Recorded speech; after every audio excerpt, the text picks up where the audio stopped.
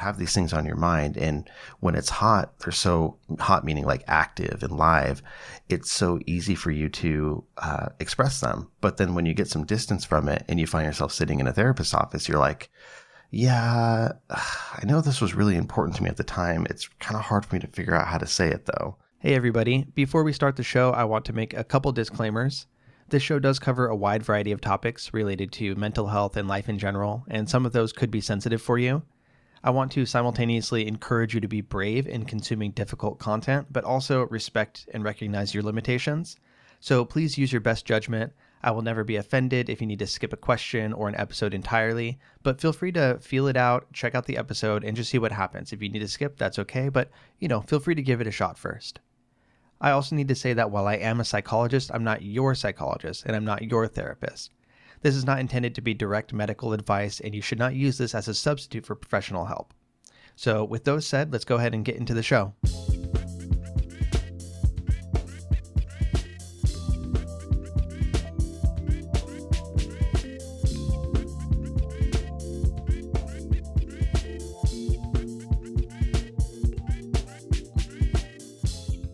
All right. Hello, friends of all varieties. This is the Hardcore Self-Help Podcast, episode 377. I'm your host, Dr. Robert Duff, aka Duff the Psych. I make mental health content for real people just like you. And today I have a question and answer episode with two really interesting questions from listeners like yourselves. If you would like to send me in a question or multiple questions for the show, please shoot me an email to duffthepsych@gmail.com, or you can use the contact form on my website, duffthepsych.com. They both go to the same place. I would ask that you try to not write, 12 paragraphs for a given question, because that's just too much for me to read on the air. But, a couple paragraphs, a few sentences, anything like that is good. And please remember, you can send me questions about anything. It could be about your own mental health. It could be about therapy. It could be about a situation in your relationship or with school or with your job. Anything and everything I'm happy to get questions about. And I appreciate all the questions I've gotten recently.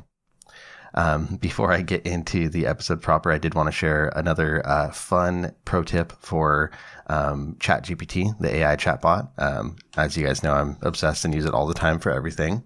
But this year, in the next year, I am hoping to become fluent in Spanish. I am, already well on my way toward that, but I really want to kind of bridge that gap and get fluent. And one thing I tested out, because I wasn't sure if it would work, is using ChatGPT as a tool for conversation.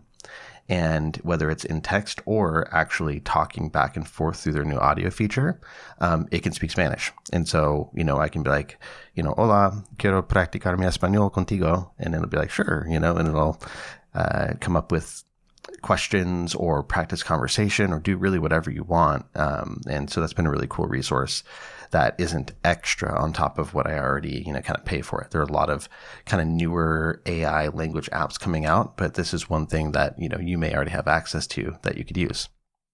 So super cool. And thought you might want to know about that. But with all that said, let's go ahead and get into the first question for this episode. Okay, so the first question reads, hello, Dr. Duff. My husband and I are preparing to start couples therapy in a month, and I find myself getting worried, even though this is something I've wanted for us for years. I worry that after everything I've been through with my husband over 5 years, it will be impossible to accurately get my experience across to someone, especially having only an hour every other week to talk. Do you have any tips or approaches I can take to go into this in the best frame of mind? Do you have any episodes on preparation for therapy as a couple? Thank you. So thank you for the question. I don't think I have any other episodes on this, so great prompt. I appreciate being able to talk about this here. And I want to say I'm super happy that you are seeking out couples therapy. That's often a huge and difficult step for couples, let alone individuals. So I really think it's great that you're trying it out. One thing that I want you to keep in mind is that just like individual therapy, it does sometimes take trial and error to find a good couples therapist.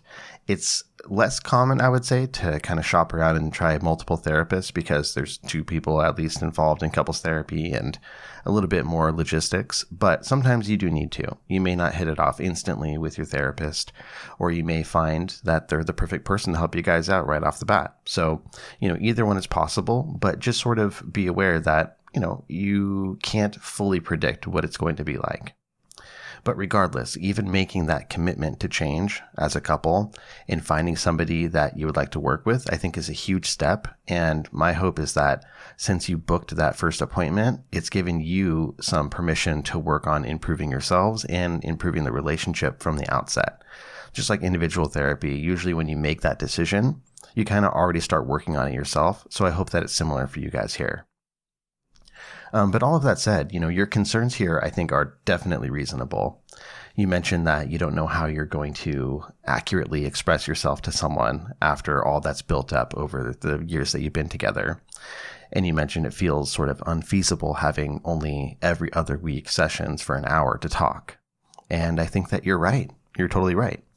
It would be unfeasible to immediately be able to just perfectly express your situation and to be able to do all the work that's needed to heal and find a new pattern in your relationship with these sort of relatively infrequent sessions.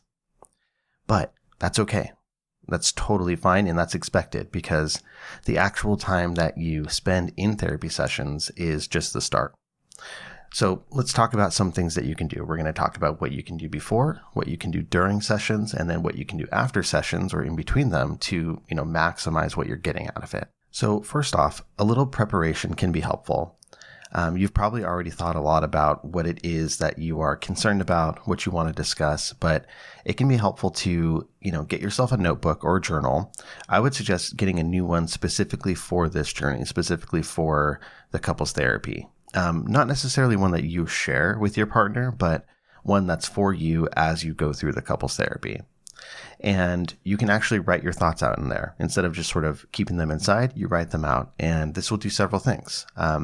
It'll help you remember what the thought or incident or feelings or patterns are that you want to be able to talk about, those things that are important to you that made you want to go into therapy.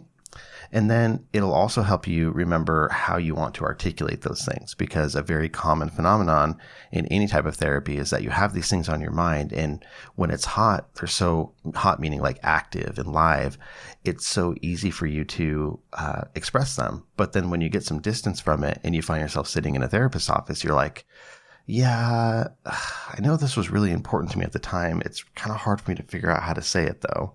And so writing down those notes, writing down those thoughts and feelings, that can be really helpful, whether you look at it before session or bring it in. Either way, it's something that might kind of ease the flow of things. And I would say doing this before you begin therapy altogether could be helpful, but it's also a good idea to continually do this before each session.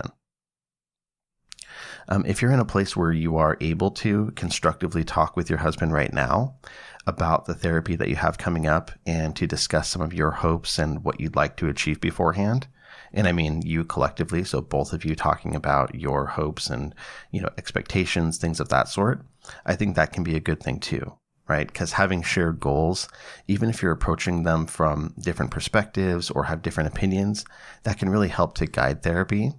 And I think that it gives a good direction to start with.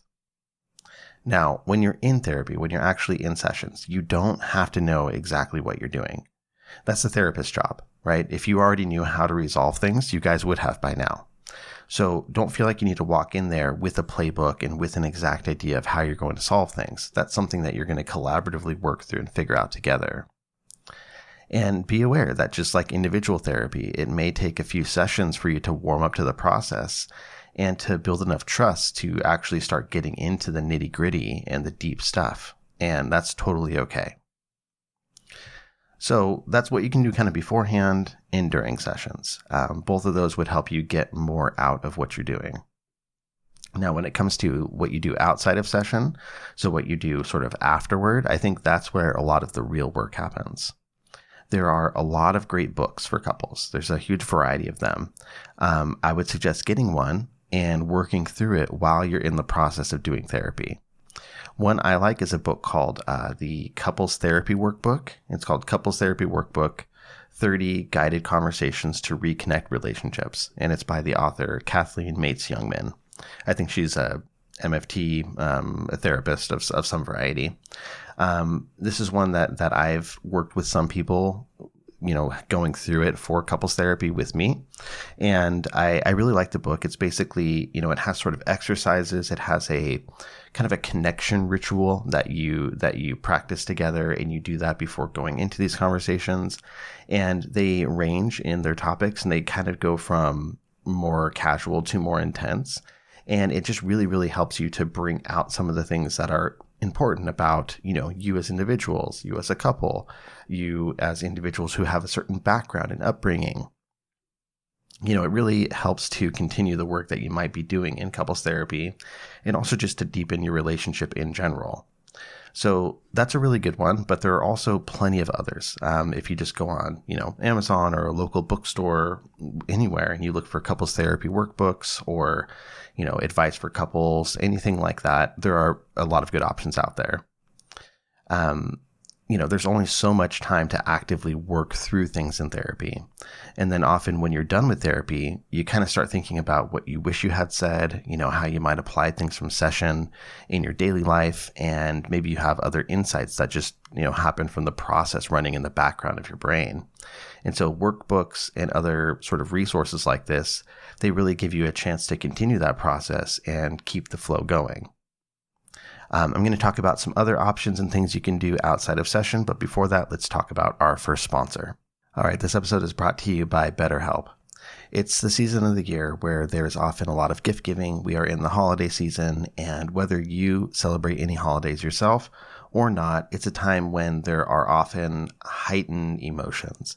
There are lots of things that come along with the history of families related to the holiday season. Maybe in your own situation, you have some stuff going on, or maybe you're just worried about the state of the world while also trying to enjoy time with your friends and family. Regardless, during this season, it's very reasonable to give yourself the gift of some extra help with therapy. So if you're thinking about starting therapy, you should check out BetterHelp. It's entirely online. It's designed to be convenient and flexible and entirely suited to your schedule. All you do is fill out a brief questionnaire, and that will get you matched with a licensed therapist, and you can switch therapists at any time for no additional charge. So in the season of giving, give yourself what you need with BetterHelp. Visit betterhelp.com/Duff today and get 10% off your first month.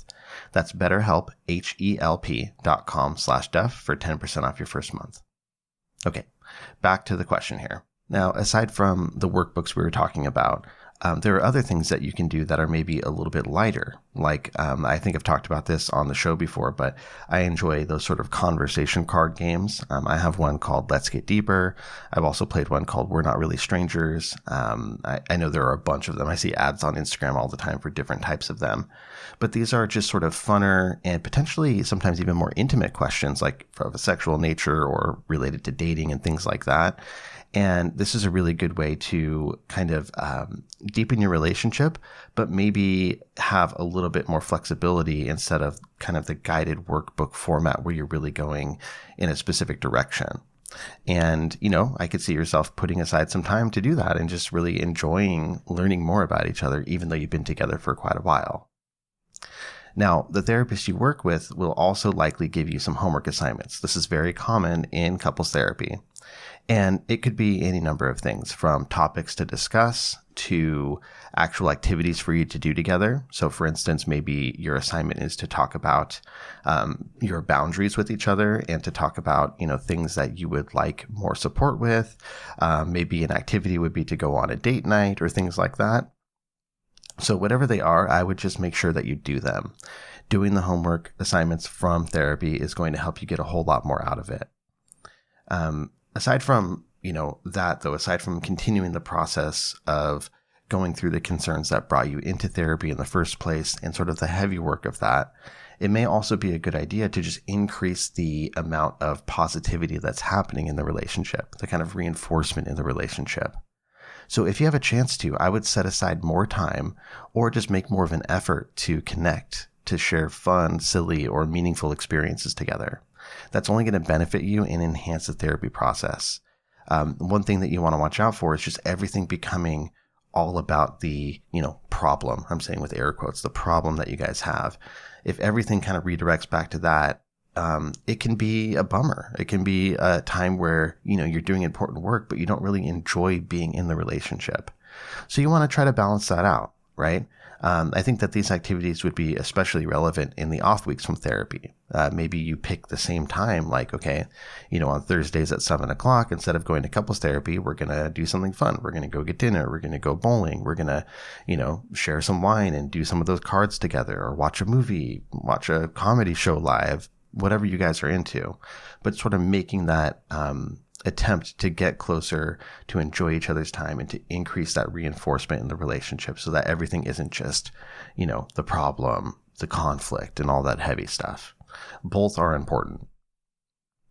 If you aren't already in individual therapy, I think that would be a great idea for you both as well. Couples therapy is inherently different than individual. Your couples therapist, they're going to be a therapist, right? So they will be supportive. They will be empathetic. They will help you work through strong emotions in that moment. But it's not really a place for you to just simply air your grievances and have somebody give you unconditional support for that. That's what individual therapy is for, right? That's you time, and that's time that you don't have to share with the partner or worry about how they're going to, add on or contradict you or anything like that. So I think that having both going at the same time, the couples therapy and then the individual therapy to continue processing things and sharing things that, maybe aren't appropriate for couples therapy, is a really powerful combo. Now, depending on what your particular concerns are, it may also be helpful for you and or your husband to learn more about specific skills that can be helpful in navigating whatever the tough situations are within your marriage. Like, for example, I have an episode 217. So if you go to duffthepsych.com/episode 217, I have an episode that's all about active listening strategies. So things like paraphrasing what someone says, identifying the emotions so that you can have better empathy. There are tons of strategies there. And there are also a lot of other resources out there online and in books on the topic. So practicing active listening, learning better communication methods, this can really help to smoothen the process of talking about difficult things and avoiding kind of blow-ups and non-productive conversations.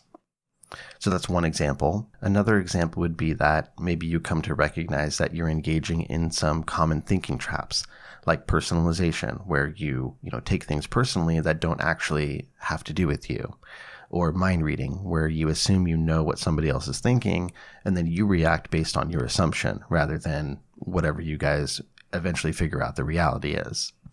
And if you wanted to work on these things, then maybe you could dive into some, CBT, cognitive behavioral therapy resources, or other resources to help you kind of just get a handle on the common thinking traps that you're falling into. The last thing I'll say about the therapy process is that it does not have to be a short process.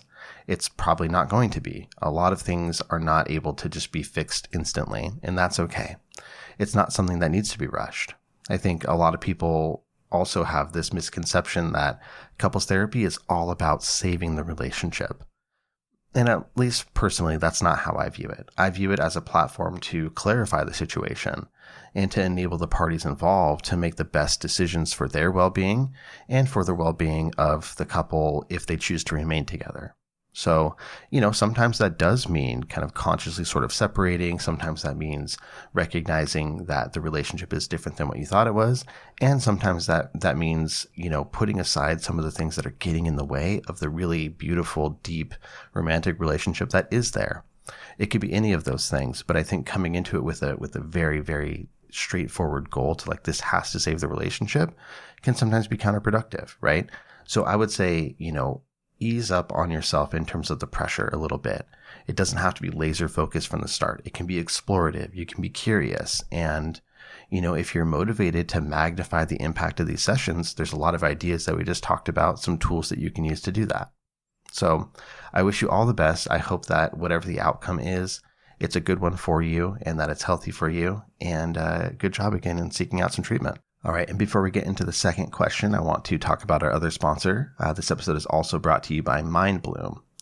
It's probably about a weekly occurrence that I'm talking to somebody who has depression or anxiety that's really resistant to treatment. They've been on medication for a long time, they've tried some therapy, and just nothing really seems to work. And so often people don't realize that there are other options out there. One option that I would like you to know about is guided ketamine therapy from MindBloom. It can be a game changer. MindBloom can help you feel better, faster. MindBloom is the leader in ketamine therapy, having helped tens of thousands of people overcome their anxiety and depression. Their expert clinicians and guides help you feel better in days, not weeks, and you can complete the treatment entirely from the comfort of your home. In a study of over 1,000 MindBloom clients, 89% reported improvements in their anxiety and depression after only 4 sessions. Now, MindBloom has programs that go beyond depression and anxiety to help you overcome challenges in everyday life. So right now, MindBloom is offering you guys, the listeners, $100 off your first 6-session program when you sign up at mindbloom.com/Duff and use the promo code Duff. Break free from your anxiety and depression and feel better faster with MindBloom. mindbloom.com/Duff and use that promo code Duff. All right, so on to the second question. It reads, "Hi, Duff. I really enjoy your show. You give really good insight, and I want to start by thanking you for what you do." Thank you very much. Appreciate that. "I am a 23-year-old male, and for the last 3 years, I've been experiencing derealization and depersonalization pretty frequently, along with panic attacks here and there.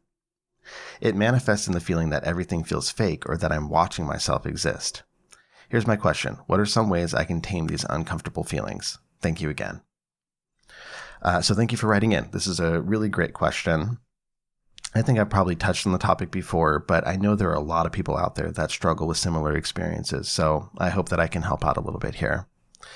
First thing we're going to do is just define terms a bit. I think it's been a while since I've discussed the topic. So depersonalization and derealization are 2 different types of things that you would consider under the umbrella of dissociation.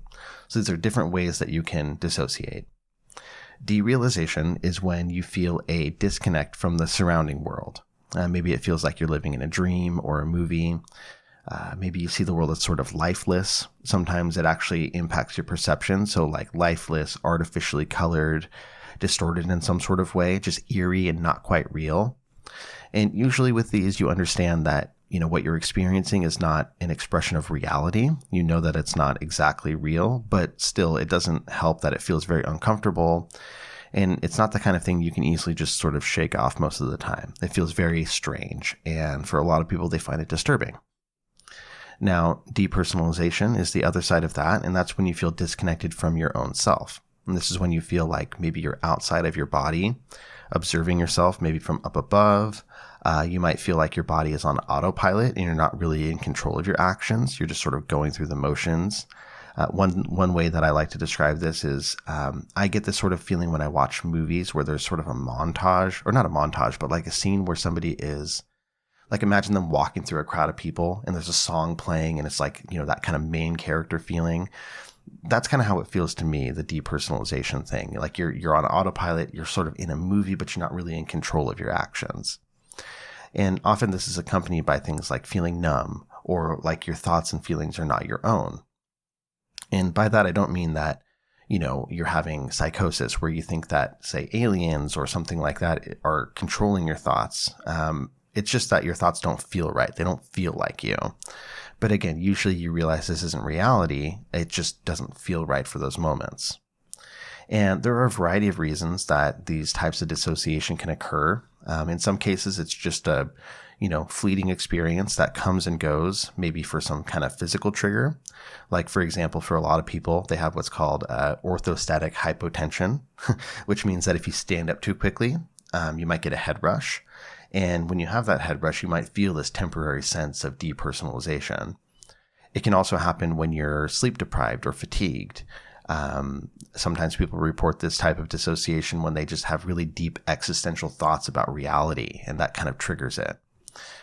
But of course, depersonalization, derealization, these are also common responses to severe trauma, things like physical abuse, being in an accident, war, sexual violence. This leads to dissociation like depersonalization or derealization as a coping mechanism to help you get through that overwhelm. It's kind of a very straightforward one. It's one of the most basic types of, coping mechanisms, right? Your brain just cannot integrate and handle all that's happening to you. So it checks out and it helps you disconnect from reality. And sometimes that's very, very helpful, right? When it comes to trauma, that can be something in that moment that helps you get through and helps you survive. But it's not helpful when it continues on and it feels very, very awkward and uncomfortable when you run into it in everyday life. I've also seen these sorts of dissociative experiences happen to people who just have a hard time feeling their feelings. This could be due to a lot of different things. So, for example, somebody who's maybe autistic might have some experience of this because they're trying to feel things in a way that just doesn't equate for them, doesn't kind of stack up for them. Or it could be, due to somebody having a fear of strong feelings.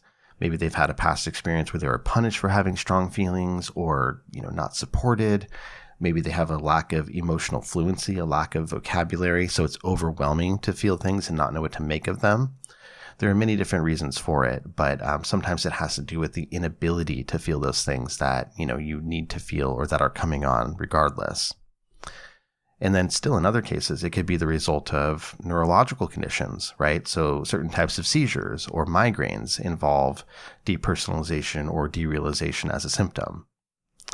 In terms of mental health triggers, you can definitely see this in anxiety and depression. And from what you described, I think this might be similar to your experience, given that you're also having some panic attacks. They very do often go hand in hand.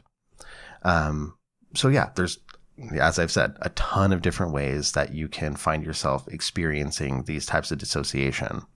But with all that said, what the heck can you do about it? I think that the first thing is to recognize that these symptoms in and of themselves are not dangerous. It's very similar to panic, which you're also experiencing. And the reason it's similar is that the symptoms themselves are not going to hurt you. They're inconvenient, they're probably scary, very uncomfortable, but they aren't dangerous. Now, of course, there are exceptions, right?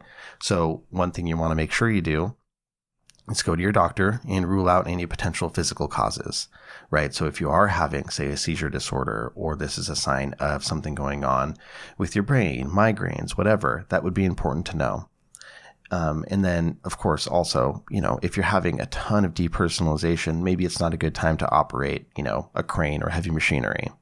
But otherwise, you're going to be okay. If you're out at the mall or you're at school or you're, walking down your street or in your bedroom, if you have, really, really heavy depersonalization, as long as that's not accompanied by things like suicidality or other really strong mental health symptoms, you're going to be okay. That's not dangerous. It's just really weird.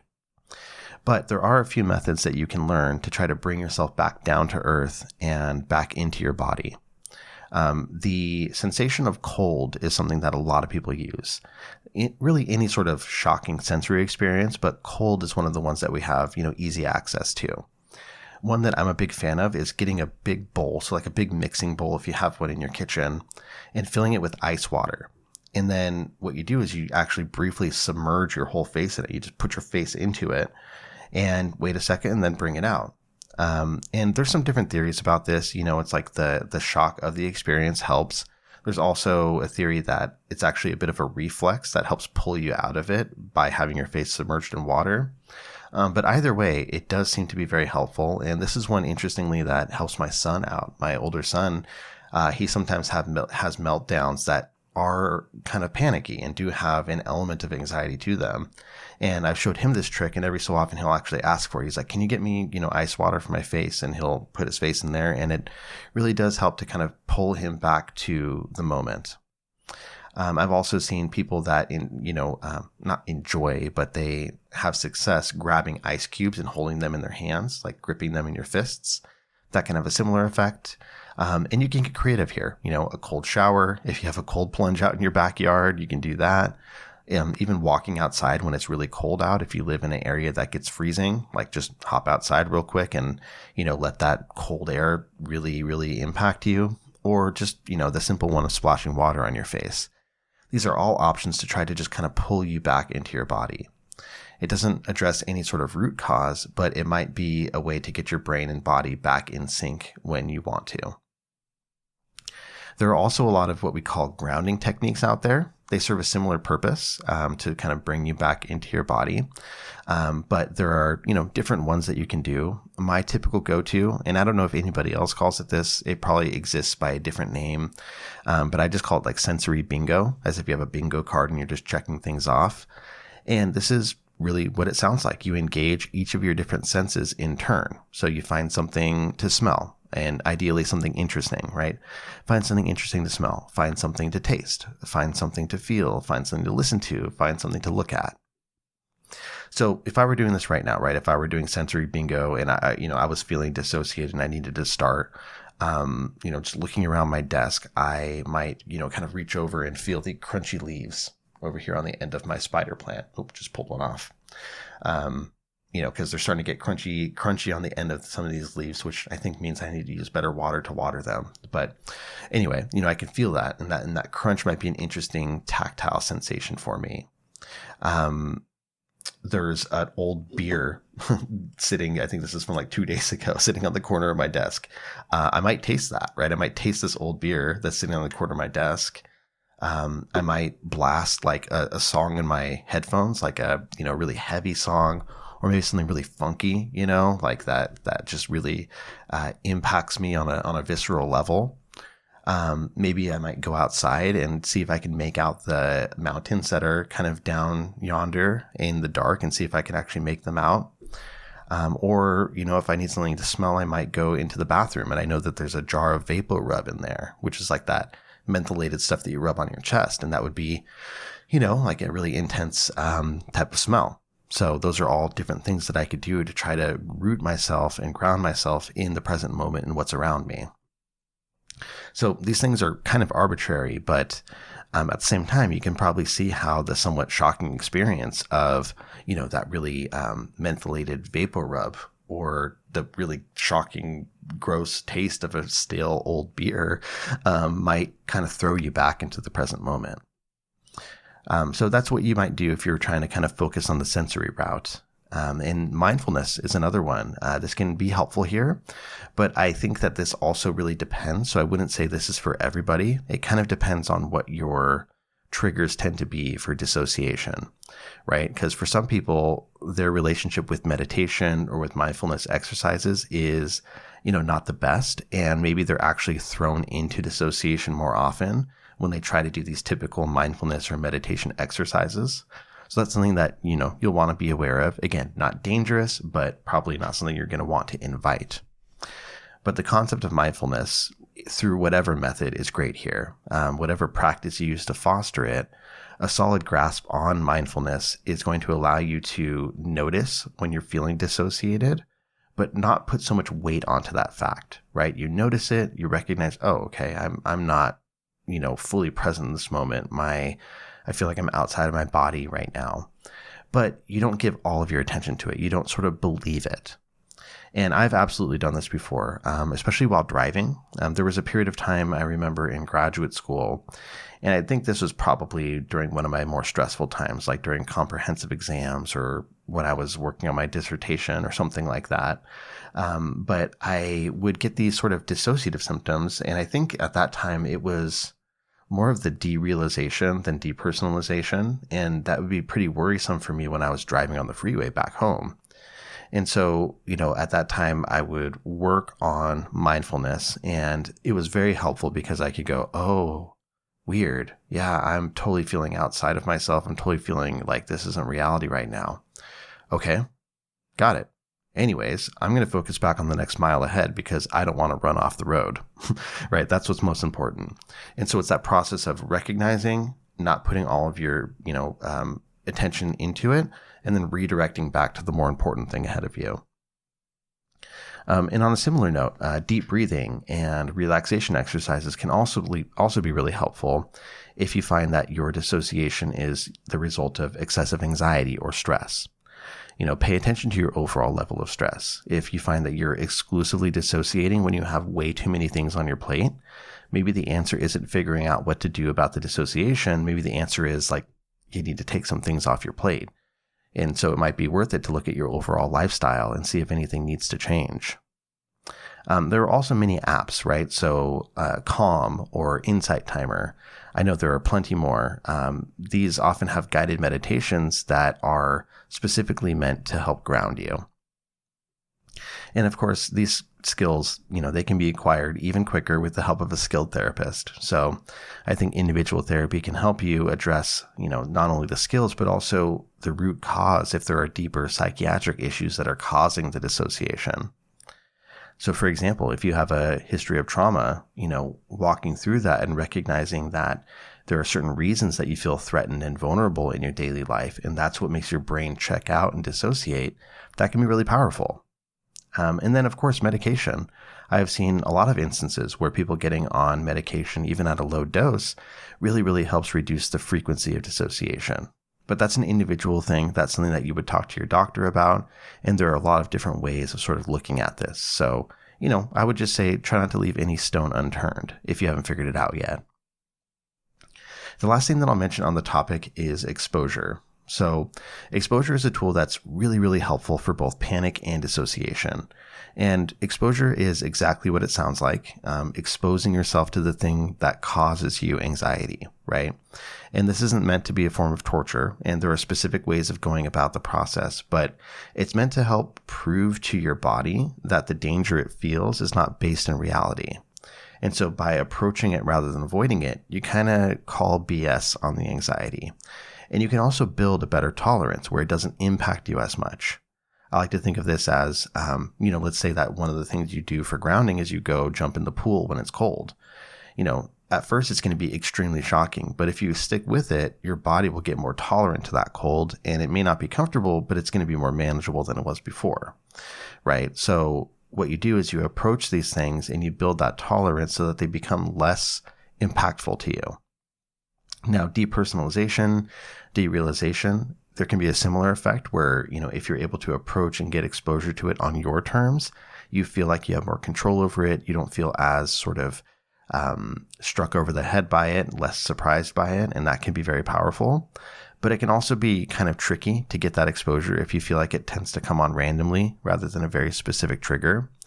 But there's some things that you can do. I've heard of people say standing at the base of a skyscraper, like a really tall building, and then looking up to the top of it, or likewise looking down from a height if you can do so safely.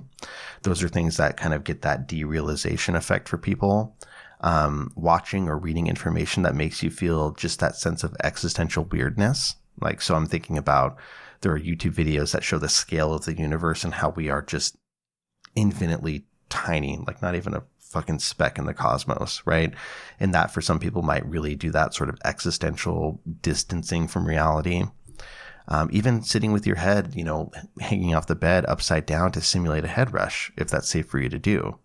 You can get creative here, but anything that gives you those sensations of being disconnected from your body or reality, that's something you can work with on your own terms to make it so that it's not as impactful when it happens in everyday life.